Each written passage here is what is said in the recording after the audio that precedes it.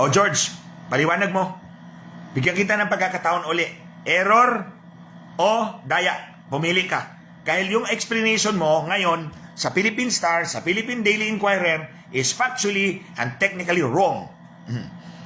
Exactly divisible by 12 means that all those votes should have been counted because they are exactly divisible by 12. The maximum number allowable for a voter to vote for senators.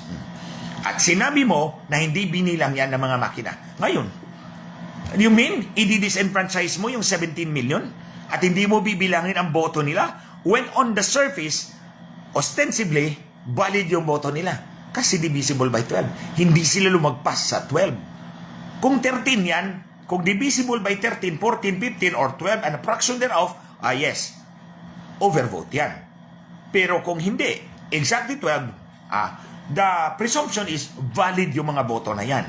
And because valid yan, bibilangin natin. At huwag mong sabihin wala kang pondo dahil may savings kayo 12 million. At 12 billion. Billion yan, hindi million mga kababayan. Ulitin ko billion.